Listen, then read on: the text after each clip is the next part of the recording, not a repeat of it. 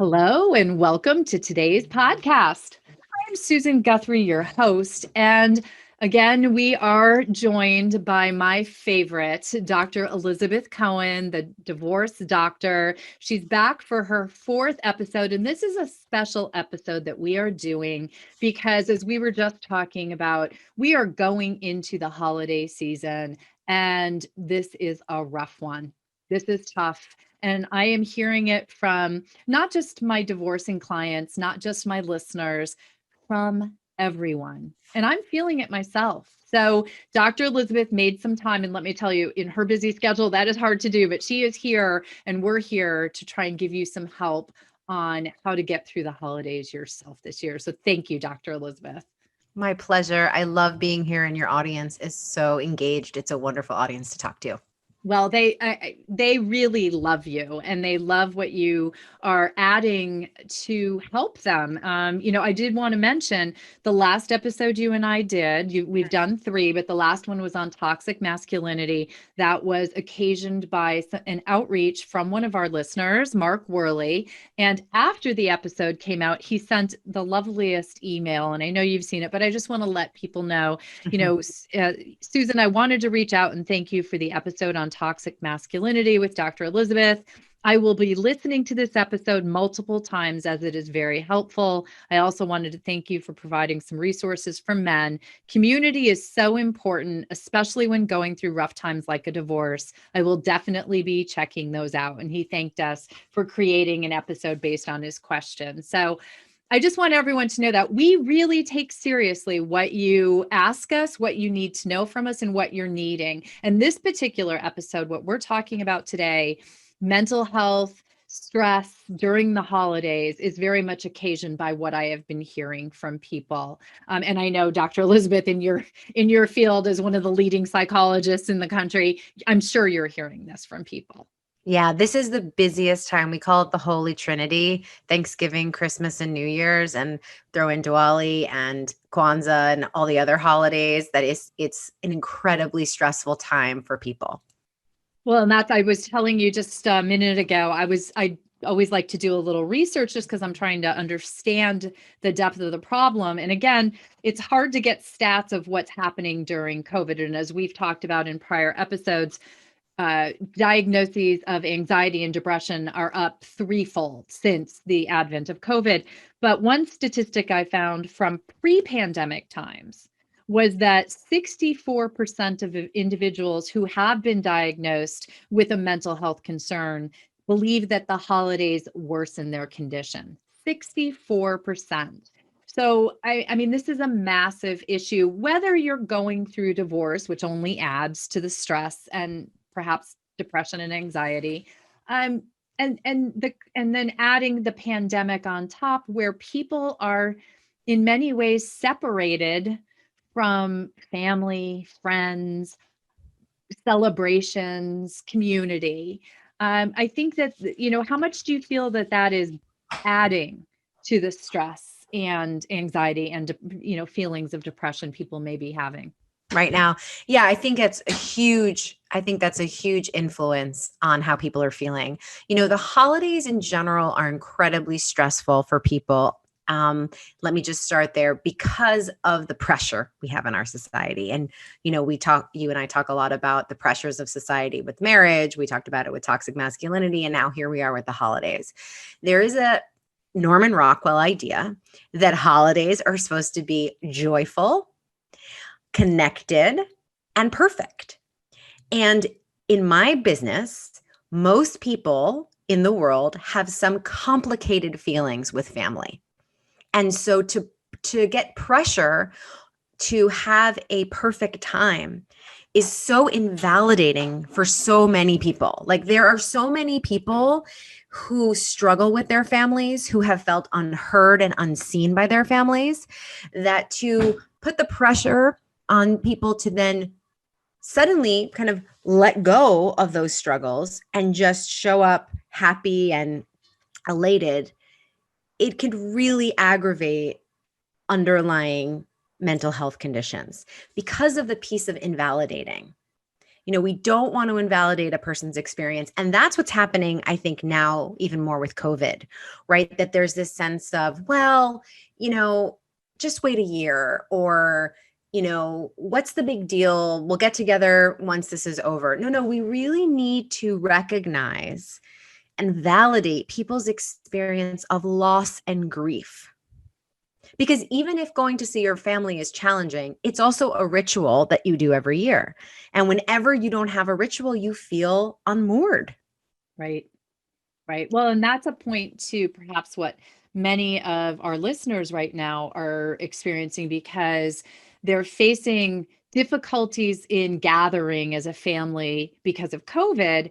And then they're also facing difficulties in gathering because they're going through a divorce. And Exactly. yeah. Exactly. So, And I find a lot of the women in my program, before COVID, if their kids weren't with them for one of the holidays, they could create a beautiful self-care plan where they went, maybe they went away with some friends, or they did something that felt right for them. I was always suggesting, like, design your perfect holiday. And that's limited. So very, very, very so limited. very limited. So even if your kids, let's say, are going to go with your ex, your loneliness is going to feel more intense because of the limited opportunities you have to take care of yourself. Yeah, well, you actually may end up, you talk about loneliness, alone, because if you can't travel, get on a plane, travel cross country as you usually do to visit your family, you may very well find yourself facing the first day of Hanukkah, the Christmas Eve into Christmas morning, or whatever, the Thanksgiving, which is just coming up, alone, like literally alone. Exactly. And we do not have the best skills for being alone with ourselves. We live, right? Look at the alcohol industry, look at the food industry, right? Look at Netflix and Instagram. We were just talking about trying to put some of that stuff down. I mean, we live in a world where we distract constantly. And so I recently spoke with someone about this idea of how do we bring in kind of winterizing skills to ourselves. Like, when we winterize our house, we prepare it for the winter. How can we prepare ourselves, our nervous systems, for us to go and be alone and more inward? And I think that this might actually be an opportunity, even though it's a painful opportunity, like any sort of growing pain, painful, to see loneliness as an opportunity to feed your inside, like what you really need. So no, you're not going to be able to go with your girlfriends to, Palm Springs when your kids are with your ex. What can you do? What does your soul and heart need? Like, do you need to journal about what this experience has been like for you? Do you need to do a meditation class for an hour? Do you need to go into your garden and make sure it's prepared for the winter? Do you need to go for a walk? What are the things that your body, heart, and soul need at this time where we can't have external reinforcement? Or distractions, like you were talking about, right? Mhm. You can turn on Netflix and watch every Christmas movie known to God in a man. But that actually may be even more isolating, because you're not feeding yourself with that or nurturing yourself with those. Exactly. And I think also might be setting yourself up to feel even more alone, right? I mean, really thinking about even like watching those movies, they're all based on falsehoods, not just the Santa falsehood, which I don't want to ruin it. I don't think there's any kids listening to this podcast, but not just that falsehood, but the falsehood that it's this magical time that any kind of argument with a family then turns into this beautiful, feast at the end, right? So life is more complicated. So how can you help yourself really honor where you are? And that might look like planning to go for walks every day, or making sure you take a shower every day. I have a client who is going through a depression, and we have created a schedule for them between now and after the holidays for every day to do the same routine, including waking up, what time to take a shower, what time to have coffee, what time to call someone, and really think about, what do I need to be okay during this time? And this podcast is so important because we're allowing people to say, hey, I'm vulnerable right now. I might not be okay during this holidays, instead of having to pretend that you're fine. Right. Well, and that vulnerability is so hard for us to acknowledge and admit. But hopefully, if you're listening to this episode, one, we always talk about being aware of the potential upcoming issues is very important, but also allowing yourself to feel whatever it is you're feeling. That's one of your big messages in every episode we've talked about. It's okay to feel whatever you're feeling. And that tip you just had, I have to say, about having a routine and sticking to it. Everything that I have read about getting through the holidays says the number one tip, stick to your routine, have that routine and stick to that routine. Why is that so important? So the reason it's important is because when we really are creatures of habit. I mean, you and I have talked on this podcast before about how the goal for humans and animals is to be safe.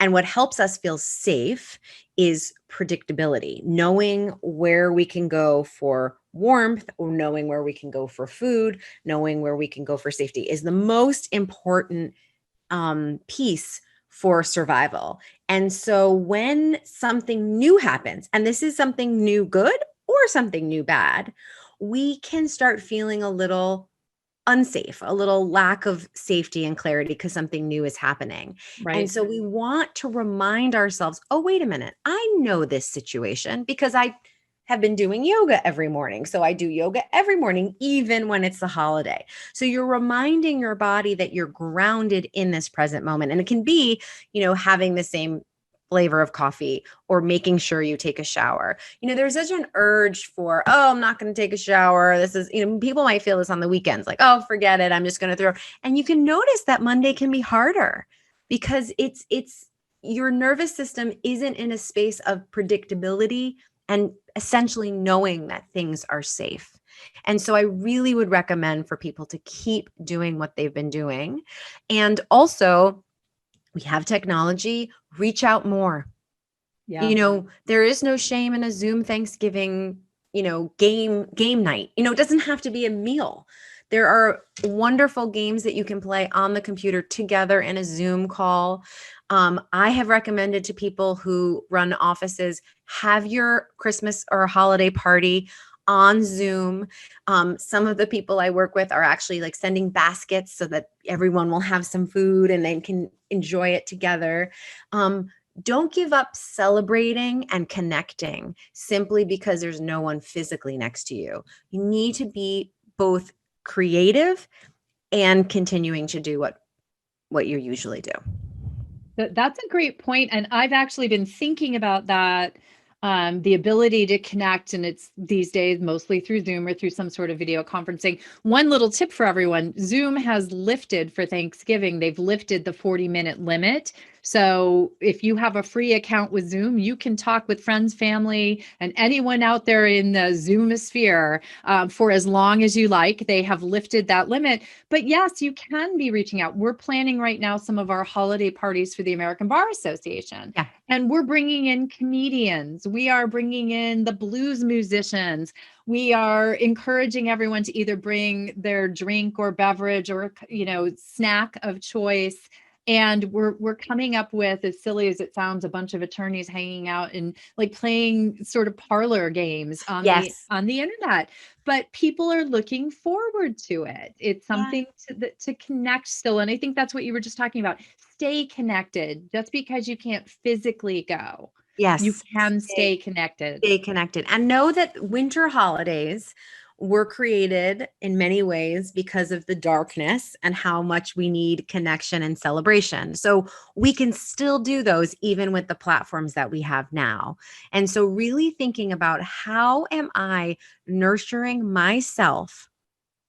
I would say every day, but during this holiday season, not to give up. I think there's I can feel it. There's this feeling of, oh, it's just going to be terrible. Let's just forget it this year. Please don't do that to yourself, because your nervous system is going to be expecting what you've been doing every year, and that's some sort of celebration. So don't neglect yourself simply because it's getting challenging. Now, when you're feeling depressed, the hardest thing is to get yourself to do any behavior. Anything. So I just want to say that straight out, that all the suggestions that I'm talking about really do take a level of kind of oomph that's difficult during depression. But that's why scheduling is really important. So here we are, middle of November. It's not December yet. Start really small. Make a schedule about how you're going to handle, let's say, if you celebrate Christmas, December 25th. What will you eat? Where will you sleep? And what's one person you'll talk to? Start really small. You can build on it. And you can build on it. You don't have to have the entire thing figured out. And you can also write, one of the suggestions I've been giving clients is, why don't you write down what you actually liked about the holidays in the past? So cookies. Yeah. Right. Well, guess what? You can still make those, right? Cookies. A lot of people say travel. And part of that is going somewhere different. So I'm in New York City. And so my plan, we can't travel this year, but my plan is to go to a neighborhood in Queens, which if you're from New York, it's like not that far, but when you only stay in your area. So I'm thinking about, okay, I'm going to go to a new area that I can drive to and just explore a little bit. And that signals to the nervous system and to your mind a little bit of change and a little bit of something different. So we can do it in smaller ways. We're not flying out to California, but maybe we have, I have a friend from California who sent us these like delicious avocados specifically from California. So how can you be creative and think about ways to give yourself a little piece of what you used to have? Even when it's that tiny little taste, it goes a long way. I love the avocados. I'm a huge avocado fan. So. Yeah, right. Just to say, and gifts is also another thing to think about, right? That this is a year where we've really, my life and my clients really reflected on what's important. And I have found people having like the deepest, most like symbolic, special gifts that they've thought about sharing. And that's so wonderful. It's not about, the monetary cost anymore. It's really about the meaning behind it. And maybe, somebody was talking the other day about some of the benefits that have come out of COVID. And one of those things is that we've had to, or hopefully have had to, learn how to be more comfortable being alone, or being with ourselves and reflecting more on what is actually important. If only because we can't do it, things like traveling to see our family, but it will point out to us what's actually really important to us. But I sort of want to flip it around, because the other thing that I'm hearing from people and experiencing a little bit myself is in the holidays, you were talking about travel. And right now, we're also running into that situation with family and friends, where some family and friends have one opinion on whether it's safe to travel. Yeah. And you may have a feeling that's different. So you may either be feeling that they should be traveling if they choose not to, or you may have family who think you're being not correct in saying you won't travel because of the situation. And so there's a guilt trip going on one way or another. And that's difficult for people right now. Yeah, that is really challenging. And that is real. I mean, that is happening to so many families. It's happening in my family as well. Yeah. I will say that guilt would have been there in some other way, probably in that family, right? I mean, in some ways, COVID and the restrictions has, unfortunately, but in some ways, fortunately, brought to light things we already knew. And again, let's say the parent who thinks you really should have Thanksgiving and you feel like you're not comfortable having Thanksgiving. That's my experience. And you set up this boundary. We're not having Thanksgiving. So there's some guilt coming at me, but I'm telling you, if we were having Thanksgiving, there would have been guilt about the time we were having the Thanksgiving dinner, right? There's like, if that's probably an ongoing issue in the relationship. So not to get, again, this is related, Susan, to turning inward. I do think that COVID has required us very uncomfortably to let go of some things and some people that aren't working for us. And again, in families, it's more complicated, but to really sit with, oh, I don't like this guilt. And you know what? This guilt is familiar with this person. This is a feeling I've felt for a long time with them. How is it impacting me? Where did it come from? How long have I been feeling it? Like, you can journal about that. Like, this is a time to turn inward and understand it, not to blame the other person, but just to understand it a bit more. Yeah, well, and journaling, I want to mention that because I remember back in the early days of my learning how to delve a little deeper into my subconscious, I had a therapist tell me to journal, and I thought, well, what a bunch of hooey that is. Yeah. Why would I want to journal? And I just want to encourage people, if you've been thinking that or anything like it, just put a pen to paper or put your fingers on a keyboard and don't think, just let something come out. You are going to be amazed. I just the other day, so we moved recently and I'm still unpacking because I'm the laziest unpacker in the world.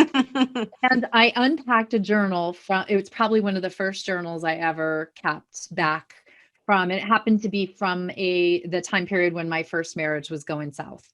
And I was reading through it, and it was such an experience for me because I see my evolution to understanding myself and how that relationship wasn't working for me in that book. So I only tell that story only because it truly is a way for you, rather than just sit there and think, how do I feel? What do I think? You can actually, it comes out. And there's research to show that writing things down helps you metabolize or process your emotions. And let me tell you something, anything you write down, you've been holding in your head. So wouldn't you like to give your head a little bit of a rest?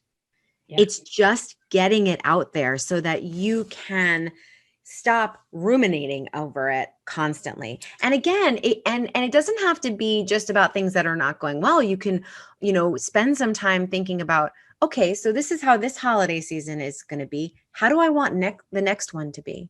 What do I hope? 2020 has been hard. What do I hope for 2021?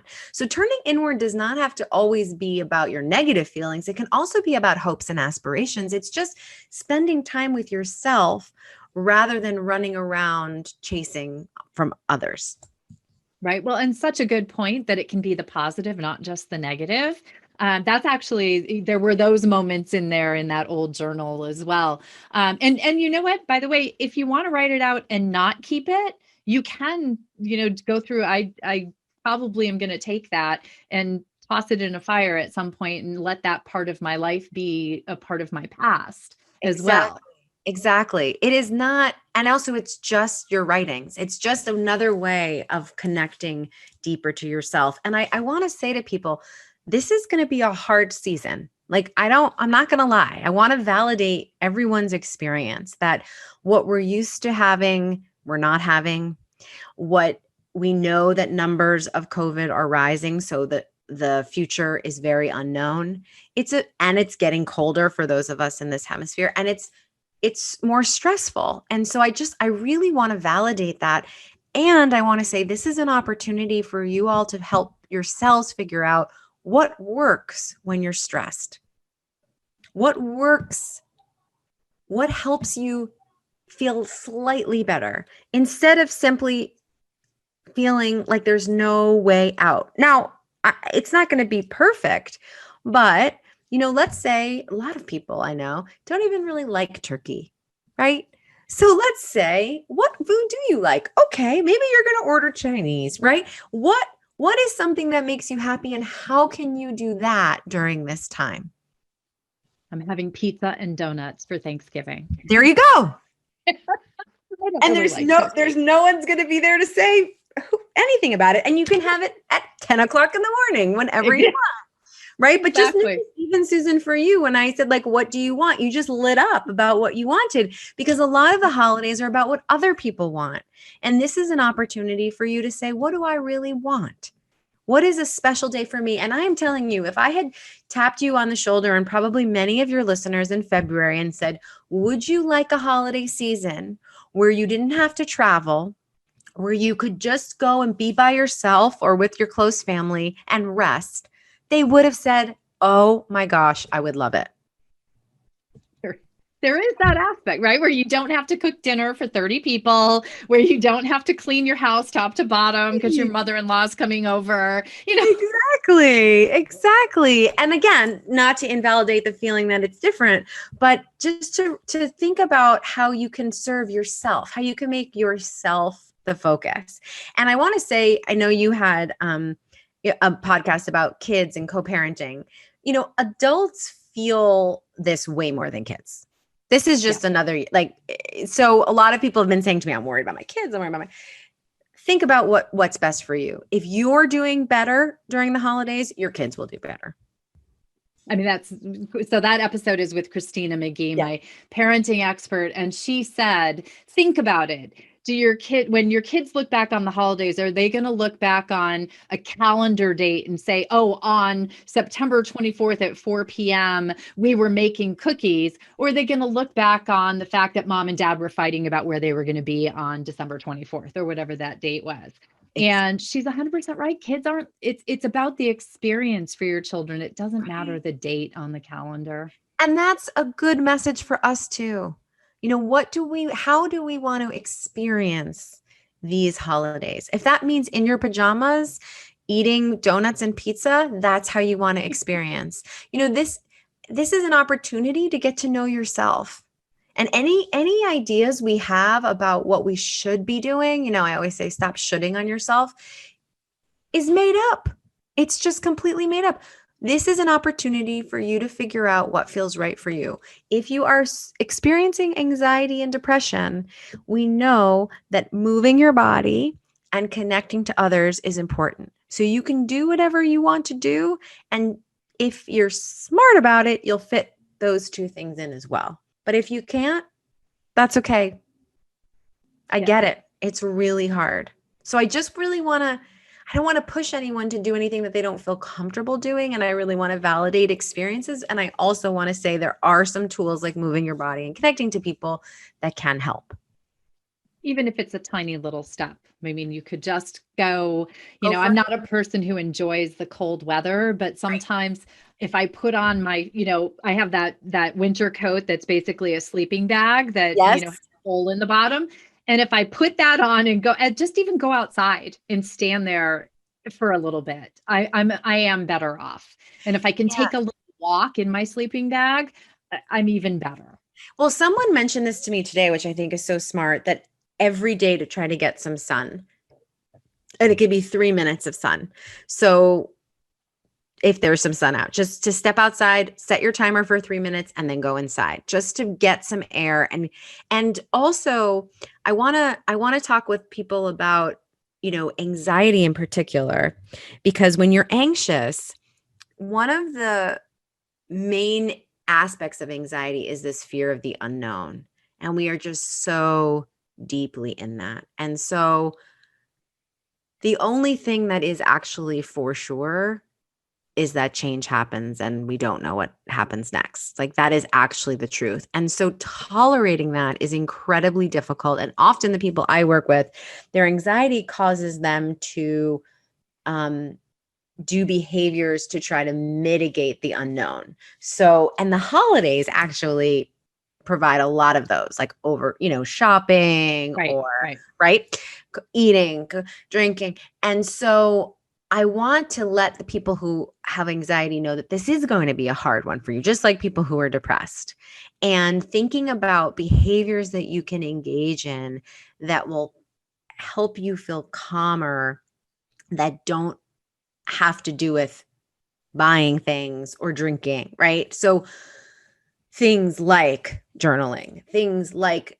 meditating. Now, I want to say to your audience that people often hear meditation and they think, oh my God, I can't do that. What are those like monks sitting on the, on the stones and they have no thoughts in their minds? Okay. Here's a myth. Meditation is not about clearing your mind. Meditation is actually about noticing everything in one moment, noticing your thoughts and not attaching to them. So you can do a mindfulness meditation exercise during the holidays or anytime while you're washing the dishes. What you do is you focus on the suds on your hands. You focus on what it feels like to be touching the plates. You focus on the sounds you hear, and you focus on the smells. That is a meditation. So be creative. I guess that's the key to this, right? To being creative during this time for ways to connect to yourself and to others when things are, when our holidays are so jumbled up this year. Yeah, well, I love my therapist long ago had me do the meditation with my first sip of coffee in the morning. And because I'm seasonally affected, it's with the sunshine as well. Go outside, close your eyes, raise your face to the sun, feel the heat of the sun, even if it's 10 degrees outside, feel how it changes the feeling on your skin, the warmth, and how you can see the sun shimmering through your eyelids, and that's always made a huge, those little moments in time. It's kind of like, I remember at my wedding, somebody said it will go by so quickly. Make sure that you ask like your maid of honor or somebody to stop you every once in a while and make you just take a snapshot in your mind of what's happening, because that's all you'll ever remember about your wedding. And they're right. That's all I ever remembered about my wedding. And it's the same thing when you go through your day and you take those little moments of meditation. In many ways, they bring you that moment of awareness that you will take forward. Right. And what if we designed a holiday this year around those moments of presence, those moments of groundedness? What if that was what we celebrated this year? Well, there you go, ending an episode on another mic drop. I thought that too. I mean, That's just to think let's just pile on a bunch of really present, mindful moments. That's my holiday this year. It's not traveling. It's not having a big meal. It's connecting to myself in these various ways. It might be a run in the morning, a nice cup of coffee, a nap, and a book. That sounds like a good day. Well, see, why shouldn't that be a holiday then? If that's a good day. So also, if people want, write down your ideal day. Write down what a perfect day would be for you. If there were no COVID, write it all down. Write down the perfect day. And then see which of those you can recreate. I think I might have mentioned this to you when we spoke. I talked to a client about this and she said, oh, I don't want to go to Paris. I said, okay, so you'll watch French movies and we'll get some baguette. Right?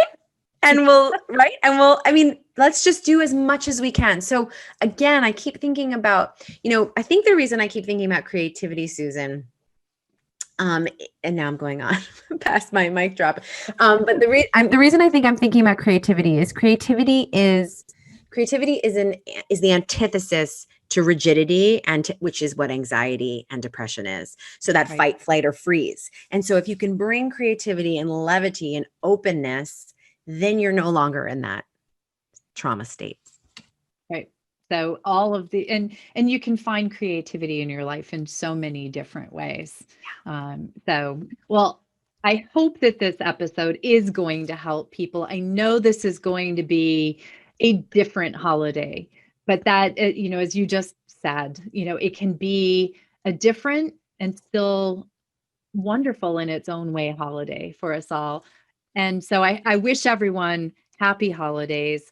good holidays and be kind to yourself as you go through these holidays. So, Dr. Elizabeth, again, thank you so much for joining me. And I'm sure we're going to hear from listeners, but we will be having you back on the show soon. And I just want to remind everyone or tell everyone, Dr. Elizabeth has her own podcast coming out soon. So, Yes. can you tell us a little bit about that? Yeah. I have a new podcast called The Divorce Doctor, and it's coming Great out in name. January. Yeah, it's coming out in January with and I had the honor of interviewing Susan, and it's stories of people's experiences of divorce. So my experience going through divorce is I just wanted to hear what other people were going through because I felt so alone. So these are just people's stories. So I hope people will tune in January. Well, I highly recommend it. I have to say, as a divorce attorney who speaks on the topic of divorce all the time, it was an interesting experience for me to talk about going through a divorce. So I think I mean, my listeners obviously love you. I love you. So I can't wait for the podcast to come out. We'll be talking about it more, but thank you so much for joining us. Have wonderful holidays yourself driving around Queens. Yeah. I will be thinking about you doing that as I eat my pizza and donuts. Yes, I love that. And I want to say to everyone, have a good enough holiday. I love that too.